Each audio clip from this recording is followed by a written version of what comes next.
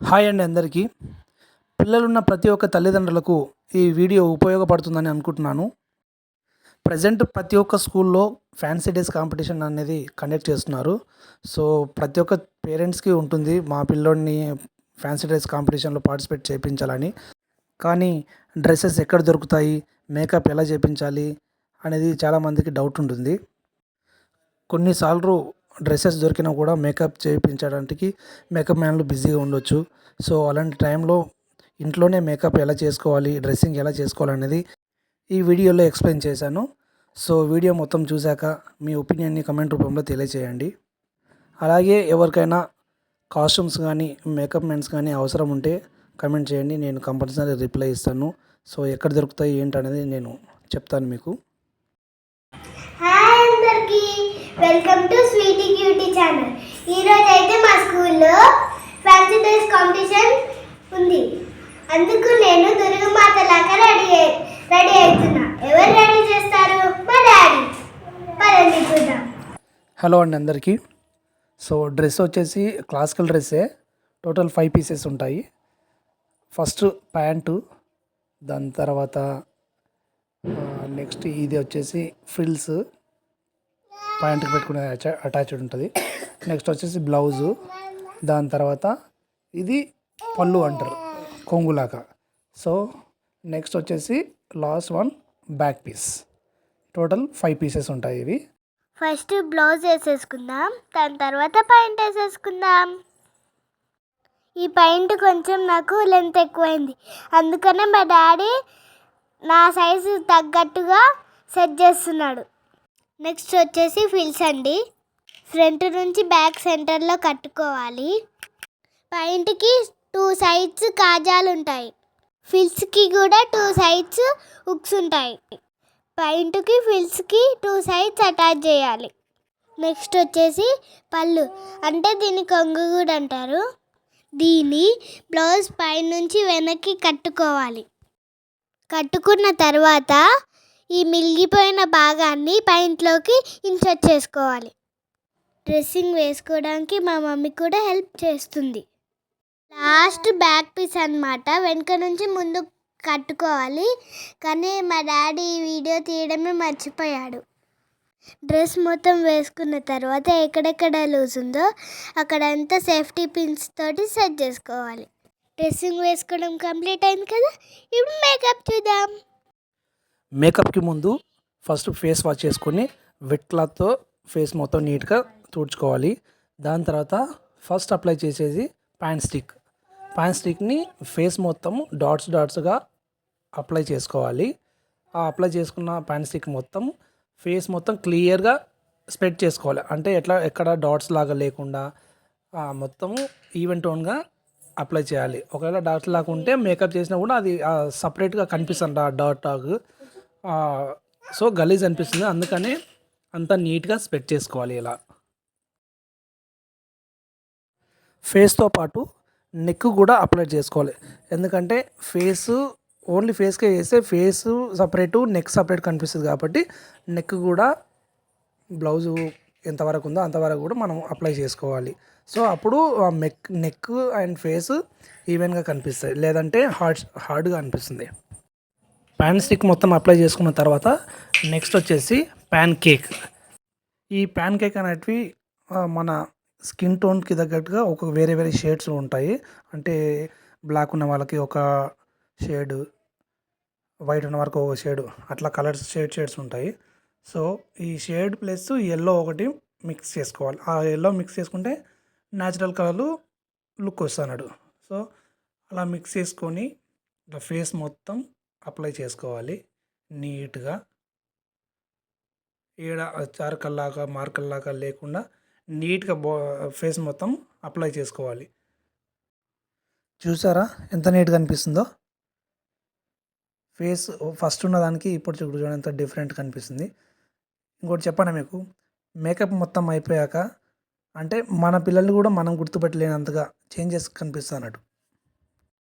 Next వచ్చేసి చీక్ rose, దీన్ని blush కూడా అంటారు. సో చీక్ రోజ్ 2 సైడ్స్ చెంపలకి అంటే కన్నుల కింద ఎగ్జాక్ట్లీ కింద కాకుండా కొంచెం సైడ్ చీక్స్ పైన, ఎగ్జాక్ట్లీ చీక్స్ పై భాగంలో వేసుకోవాలి. నెక్స్ట్ వచ్చేసి నోస్కి ఈజిప్షియన్ అంటారు దీన్ని. నోస్ కట్ కోసం, అంటే నోసు ముక్కు షార్ప్గా కనిపించడానికి ఈ నోస్ కట్ అనేది పెడతారు అన్నట్టు. నోస్కి 2 సైడ్స్ రైట్ అండ్ లెఫ్ట్ ఇట్లా ఒక లైన్ లాగా గీసేసి దాన్ని అప్లై చేయాలి. ఇలా 2 సైడ్స్ చేస్తే నోస్ అనేది మనకు షార్ప్గా కనిపిస్తుంది. నెక్స్ట్ వచ్చేసి ఐబ్రోస్. దీని పేరు నిక్కీ కాజల్ అని ఉంటుంది. సో ఈ కాజల్ వాడితే అంటే ఒకవేళ వాటర్ పడ్డా కూడా అది స్ప్రెడ్ అవ్వకుండా ఉంటుంది అన్నట్టు. మామూలు కాజల్ వాడామనుకోండి, కంట్లోకి వెళ్ళి నీళ్ళు వచ్చినా, లేదంటే జస్ట్ ఏదన్నా స్వెట్ వచ్చినా కూడా అది మొత్తం ఇట్లా కారుతూ ఉంటుంది. సో అట్లా కాకుండా ఇది నిక్కీ కాజల్ అనేది చాలా మంచిగా ఉంటుంది. ఐబ్రోస్ మంచి షేప్ వచ్చేటట్టుగా నీట్గా, స్లోగా, తొందరపడకుండా స్లోగా నీట్గా మంచి షేప్లో ఐబ్రోస్ అనేది వేసుకుంటే, ఐబ్రోస్ అనేది ఎంత మంచిగా వస్తే ఫేస్ అంత లుక్ అనిపిస్తుంది. ఈ మేకప్ మొత్తంలో ఐబ్రోస్కి అండ్ ఐలైనర్స్కే టైం ఎక్కువ తీసుకుంటుంది. ఎందుకంటే ఆ రెండు మంచిగా వెళ్ళిపోతే అసలు ఫేస్ లుక్కే పోతుంది. ఎంత మంచి డ్రెస్ వేసినా, ఎన్ని ఆర్నమెంట్స్ వేసినా మేకప్ సరిగా లేకపోతే లుక్ అసలు బాగుండదు అన్నట్టు. చూసే వాళ్ళకి చాలా గలీజ్ అనిపిస్తుంది. నేను మా పాపకి ఇంత హెవీగా మేకప్ వేసి రెడీ చేయడం ఇది 5th టైము. ఫస్ట్ రుద్రమదేవిగా రెడీ చేశాను.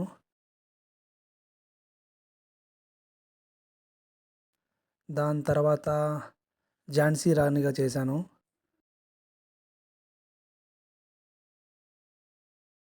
నెక్స్ట్ దాని తర్వాత కృష్ణుని గెటప్ వేశాను.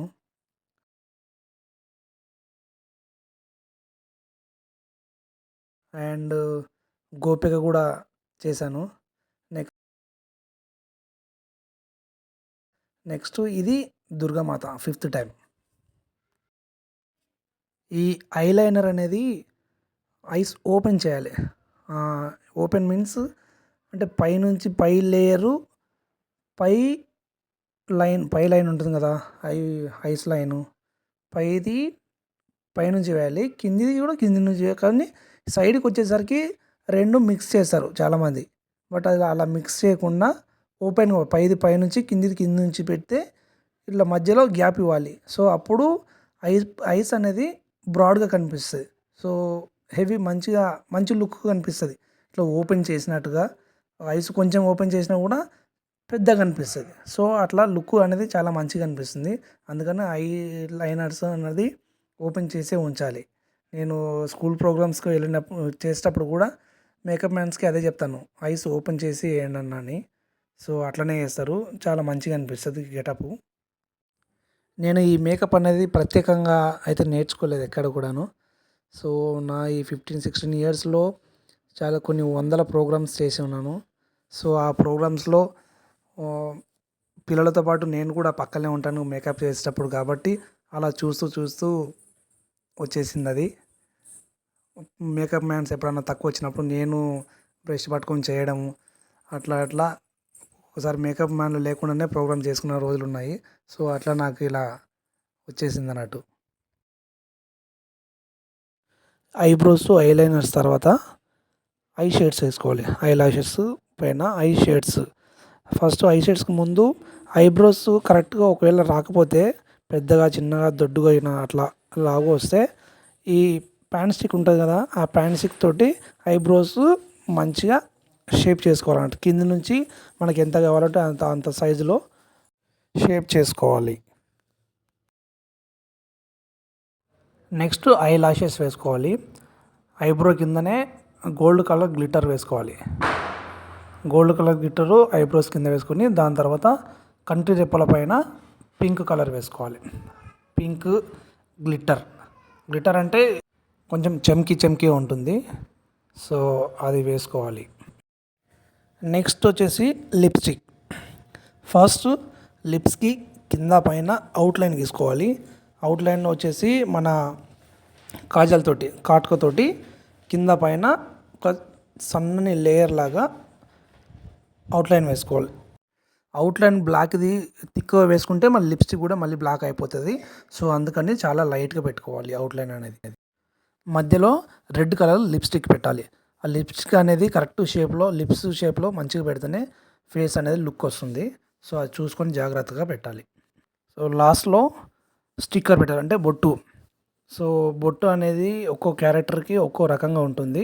సో నేను ప్రజెంట్ అమ్మవారి గెటప్ వేశాను కాబట్టి 3 లైన్స్ వైట్ 3 లైన్స్ పెట్టేసి మధ్యలో రౌండ్ స్టిక్కర్ అనేది పెడతాము అమ్మవారికి. సో ఒక్కో క్యారెక్టర్కి ఒక్కో రకంగా ఉంటుంది. బొట్టు చూసి కూడా క్యారెక్టర్ ఏంటనేది కూడా గుర్తుపట్టవచ్చు అన్నట్టు. సో మేకప్ మొత్తం అయిపోయిన తర్వాత ఆర్నమెంట్స్ అనేటివి పెట్టుకోవాలి. సో ప్రజెంట్ అయితే నేను ఆర్నమెంట్స్ వీడియో తీయలేదు. నెక్స్ట్ వీడియోలో నెక్స్ట్ గెటప్ వేసినప్పుడు క్లియర్గా అది కూడా ఎక్స్ప్లెయిన్ చేస్తాను. ఆర్నమెంట్స్ మొత్తం పెట్టుకున్న తర్వాత కంప్లీట్ అయ్యాక లాస్ట్కి హ్యాండ్స్కి లెగ్స్కి పారాని పెట్టుకోవాలి. పారాని కన్నా 1 డే బిఫోర్, అంటే ఒక నైట్ రోజు రేపు ప్రోగ్రామ్ ఉందనగా నైటు మనం గోరింటాకు పెట్టుకుంటే ఇంకా బెస్ట్. ఎందుకంటే పారాని అనేది స్వెట్ వస్తే స్ప్రెడ్ అవుతుంది. సో ఆ డ్రెస్ మొత్తం అంటే ఛాన్సెస్ ఉంది. సో అందుకనే పారాని కాకుండా నైట్ టైంలో గోరింటాకు పెట్టుకోవడం చాలా బెస్ట్. ఇంతటితో కంప్లీట్ అయిందండి. ఫైనల్ అవుట్పుట్ ఎలా వస్తుంది అనేది మీకు లాస్ట్లో ఫోటో పెడతాను. సో ఈ వీడియో కొంతమందికి పేరెంట్స్కైనా యూజ్ అవుతుందని ఎక్స్పెక్ట్ చేస్తున్నాను. ఒకవేళ వీడియో మొత్తం చూశాక నచ్చినట్లయితే లైక్ చేయండి, కామెంట్ చేయండి, షేర్ చేయండి. అలాగే ఛానల్ని సబ్స్క్రైబ్ చేయండి. Thank you.